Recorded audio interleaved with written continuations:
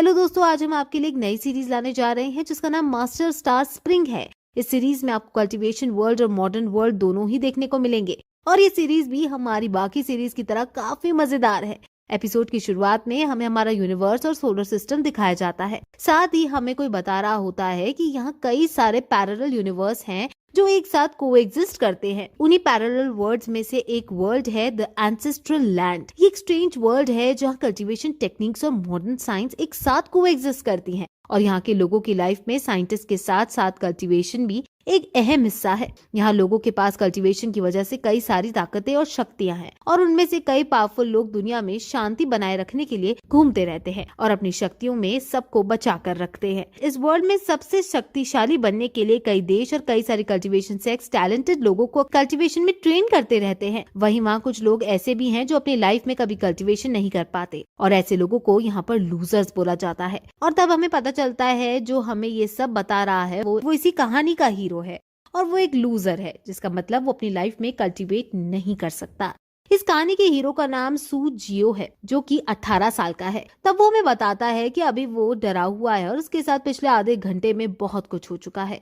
तब हमें आधे घंटे पहले का टाइम दिखाया जाता है जिसमें हम देखते हैं कि अर्थ की तरफ एक बड़ा सा एनर्जी का गोला आ रहा है और वहीं हमारा हीरो सूजियो अपने रूम में बियर पीते हुए फोन चला रहा है। वहीं दूसरी तरफ उस एनर्जी का गोले का पीछा करते हुए दो स्टार भी अर्थ की तरफ आ रहे हैं। सूजियो अपने कमरे में फोन चला रहा होता है कि तभी वो बड़ा वाला एनर्जी का गोला आकर उसकी बिल्डिंग से टकराता है जिससे वहाँ बहुत बड़ा धमाका होता है। लेकिन उस धमाके में किसी को कोई नुकसान नहीं हुआ होता और बिल्डिंग भी सही सलामत होती है। बस सूजियो अपने सोफे से गिर जाता है और उसकी बॉडी से धुआं निकलने लगता है और जब वो अपनी आंखें खोलता है तो उसके आगे दो सुंदर लड़कियां हवा में उड़ रही होती है और तब हमें पता चलता है कि जो दो स्टार उस एनर्जी के गोले का पीछा कर रहे थे वो यही दो लड़कियां थी। अब सूजियो के आंखें खोलते ही वो दोनों लड़कियां उस पर हथियार तान देती हैं जिससे सूजियो डर जाता है। लेकिन वो दोनों लड़कियां उसकी तरफ बिल्कुल भी ध्यान नहीं देती और आपस में बातें करने लगती हैं। तब उनमें से एक लड़की कहती है कि उसके अनुसार स्टार स्प्रिंग को इस लड़के ने एब्जॉर्ब कर लिया है, जबकि उस स्टार स्प्रिंग को पाने के लिए हमने कई सारी दुनियाओं में हजारों योद्धाओं से फाइट करी है और कई सारे योद्धाओं को मारा भी है और अब हम स्टार स्प्रिंग को ऐसे ही नहीं जाने दे सकते। तब दूसरी तरफ लड़की जिसका नाम यू यूहान होता है वो कहती है कि अगर हम इस लड़के को ही मारकर रिफाइन करने लगे तो हमें स्टार स्प्रिंग 6 घंटे में वापस मिल सकता है और उसकी काफी पावर हम दोबारा हासिल कर सकते हैं। जिस पर पहली लड़की कहती है कि वो अभी इस समय एंसेस्ट्रल लैंड में है जो कि सारे कल्टीवेटर्स का होम है, इससे यहाँ पर इस दुनिया की खुद की एक विल है और ये वर्ल्ड हमें हमारे यहाँ आने से पहले ही ट्रैक करने लगा था।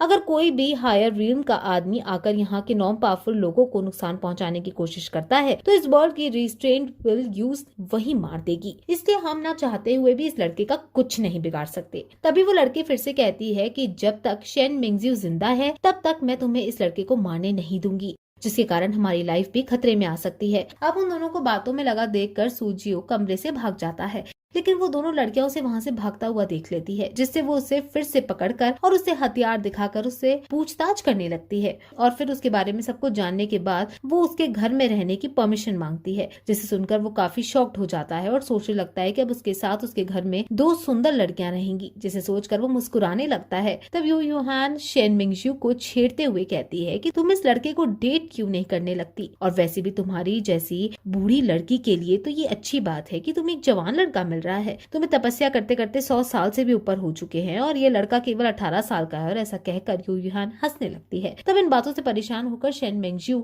यू यूहान को इग्नोर करती है और सूजियो को उनके बारे में बताने लगती है, लेकिन सूजियो उसे बीच में ही रोक देता है और कहता है कि उसे पता है कि वो कौन है। और तब वो कहता है कि वो जानता है कि वो दोनों लड़कियां किसी पावरफुल सेक्स से हैं और अपने दुश्मनों से बचने के लिए वो दोनों इसके यहाँ कुछ टाइम के लिए छिपने आई हैं। जिसे सुनकर शेन मिंगजियो कहती है कि तुम हमारे बारे में और हमारी कंडीशन के बारे में सोचना बंद करो और तुम्हें हम अपने घर पर रहने दे रहे हैं, इसके बदले में हम तुम्हें कल्टीवेशन सिखाएंगे। जिसे सुनकर सूजियो थोड़ा उदास हो जाता है और कहने लगता है कि मैं कल्टीवेशन नहीं कर सकता।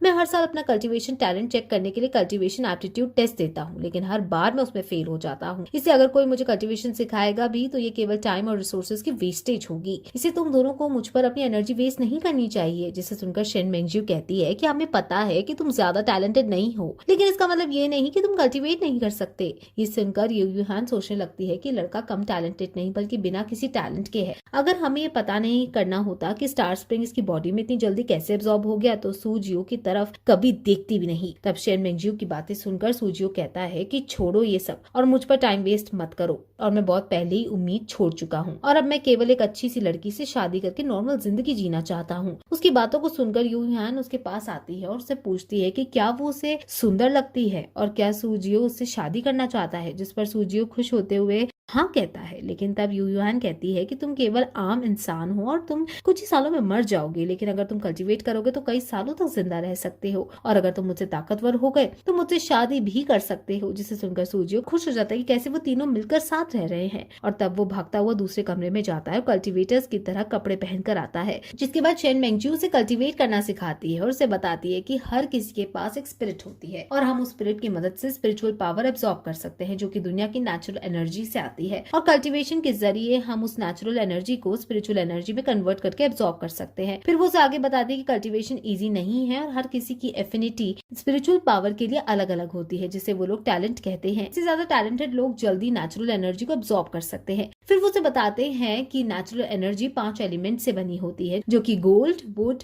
वाटर, फायर और अर्थ है, और हर कोई हर किसी एक एलिमेंट को कंट्रोल कर सकता है, लेकिन वो बहुत आगे की बात है और वहां तक पहुंचने में तुम्हें काफी मेहनत करनी होगी।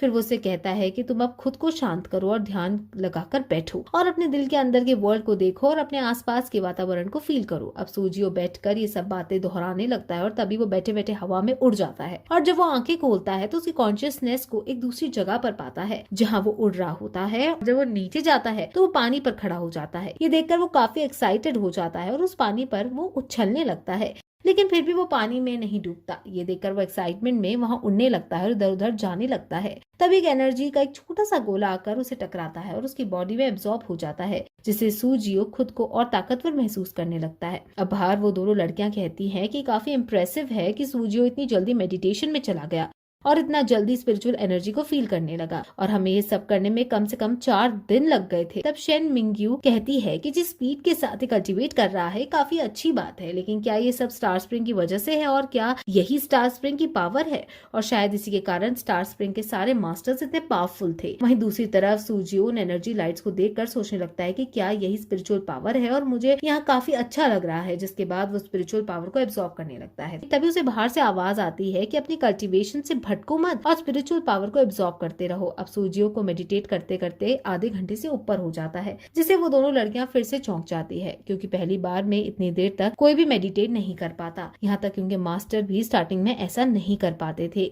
ये देखकर यू ह्यान सोचने लगती है कि क्या यही स्टार स्प्रिंग की पावर है, और जब ये और पावरफुल होगा तो ये पावर और बढ़ जाएगी। जिसे सुनकर शेन मेंगजियो कहती है कि अगर तुम यहाँ के रिस्ट्रेन विल के हाथों मरना नहीं चाहती हो तो तुम अपने दिमाग से इस लड़के को नुकसान पहुंचाने के आइडिया को निकाल दो। जिस पर यू ह्यान हंसते हुए फिर से शेन मेंगजियो को छेड़ती है और उसे कहती है कि क्या तुम इस लड़के से प्यार करने लगी हो जो इसकी इतनी चिंता कर रही हो। जिसे सुनकर शेन मेंगजियो गुस्सा हो जाती है और अपने हथियार उठा लेती है। तभी सूजियो की बॉडी में एक शॉकवेव निकलती है और वो नीचे गिर पड़ता है। इसे देखकर वो लड़कियां उससे पूछने लगती है कि उसे कैसा लग रहा है और उसे अपनी कॉन्शियसनेस से कितनी नेचुरल एनर्जी देखी। जिस पर वो कहता है कि उसका फर्स्ट टाइम था तो उसने ज्यादा नहीं देखी, लेकिन उसके आसपास काफी एनर्जी लाइट्स थी, लेकिन वो टोटल 1000 से भी कम होगी।